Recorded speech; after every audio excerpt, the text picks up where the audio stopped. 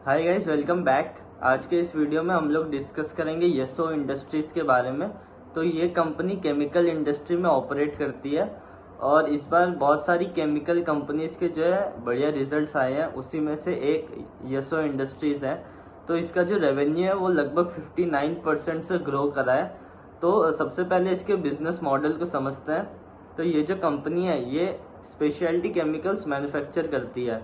अब इनका जो प्रोडक्ट मिक्स है उसमें टोटल 2 प्रोडक्ट्स हैं। सबसे पहला है आपका इंडस्ट्री केमिकल्स, जो कि कंट्रीब्यूट करता है 89% टू द टोटल रेवेन्यू। अब इंडस्ट्री केमिकल्स में ये लोग प्राइमरीली वो सारे केमिकल्स मैन्युफैक्चर करते हैं जो कि इंडस्ट्रीज या फिर मशीनरीज में यूज़ होता है, जैसे कि आपके स्पेशलिटी ऑयल्स, मिनरल ऑयल्स, फिर आपके प्रिंटिंग इंक्स, ये सारी चीज़ें वो इंडस्ट्री केमिकल्स के अंडर आती है।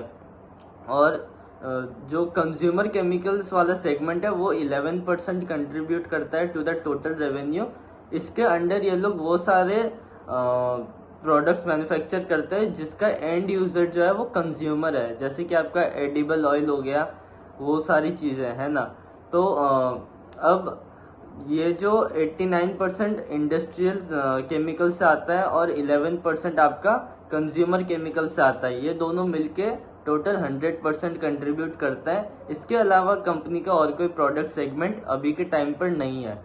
अब इस क्वार्टर के रेवेन्यू की बात करें तो जैसे मैंने बताया 59% से ग्रो करा है, लगभग 300 करोड़ से ऊपर तक ये पहुंच चुका है इनका टोटल रेवेन्यू।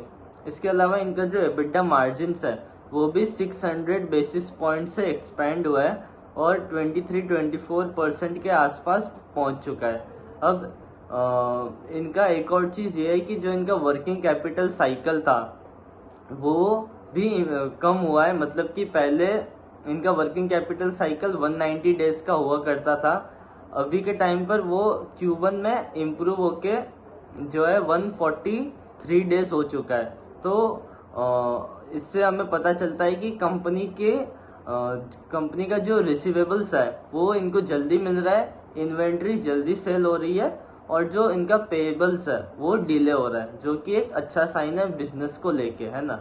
अब अगर इनके मैन्युफैक्चरिंग प्लांट्स के बारे में डिस्कशन करें तो अभी इनके पास अभी इनका टोटल 2 मैन्युफैक्चरिंग प्लांट्स हैं और ये दोनों प्लांट्स अभी के टाइम पे Q1 FY27 में 65% यूटिलाइजेशन लेवल पर रन कर रहे हैं ना।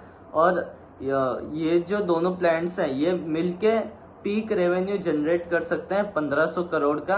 अभी के टाइम पर 65% यूटिलाइजेशन लेवल पर चल रहे हैं, मतलब कि आप कह लो लगभग 1200 करोड़ के आसपास रेवेन्यू रिकॉर्ड कर सकते हैं इस साल, अगर ये लोग सिर्फ इसी प्लांट से काम करें तो।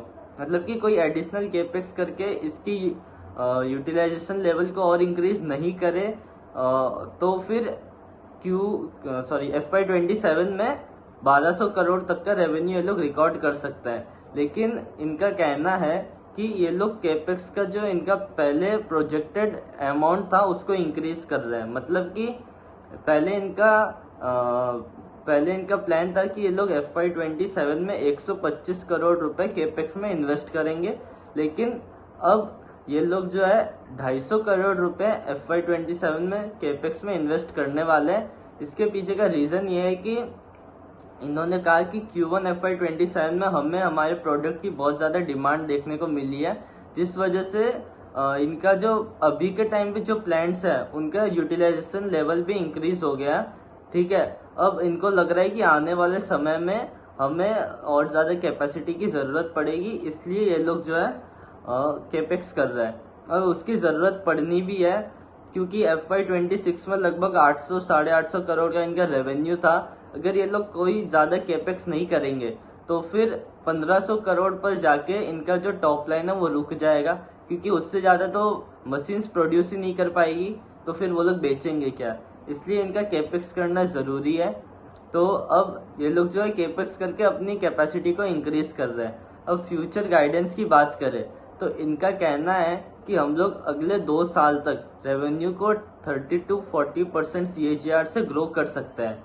इसके अलावा जो इनका डेट टू एबिटा लेवल्स है वो अभी के टाइम पर कम है, अराउंड 1.8 1.7 के आसपास है। लेकिन क्योंकि ये लोग जो केपेक्स करने वाले हैं उसके लिए इनको डेट जो है वो रेस करना पड़ेगा, उस वजह से इनका डेट टू एबिटा लेवल्स थोड़ा सा ऊपर की तरफ जा सकता है। लेकिन इनका लॉन्ग टर्म गाइडेंस है कि 2.5x के नीचे ही रहेगा, मतलब उससे ऊपर नहीं जाएगा।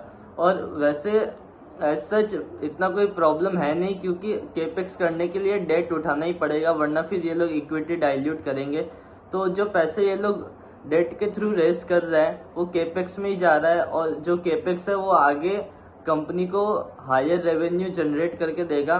तो फिर higher revenue means higher profit, तो उसमें से जो इनका डेट का रेट ऑफ इंटरेस्ट है उसको चुका देंगे ये लोग, और बाकी का इनका प्रॉफिट भी बच जाएगा। तो ये सीन है। इसके अलावा इनका जो एबिटा मार्जिन्स है वो इस लेवल में सस्टेन रहने वाला है, मतलब कि 23-24% पर ही रहेगा, इससे ज़्यादा ऊपर जाने के चांसेस कम है। तो ये डिस्कशन था येसो इंडस्ट्रीज़ को लेके। बहुत ही इंटरेस्टिंग कंपनी है, अच्छा रेवेन्यू ग्रोथ डिलीवर करा है इस क्वार्टर में, और आने वाले 2 सालों में भी मतलब FY27 और FY28 में, क्योंकि 30-40% CAGR से ग्रो कर सकते हैं, तो इनका ग्रोथ रेट भी उतना कम नहीं है। FY28 का इनका गाइडेंस है हम लोग 1800 करोड़ कर देंगे, और यहाँ से मतलब लगभग समझ लो FY26 के लेवल से डबल कर रहे हैं। तो रेवेन्यू को डबल करना 2 सालों में बहुत ही अच्छा काम है। So that's it from today's video, मिलते हैं नेक्स्ट वीडियो में।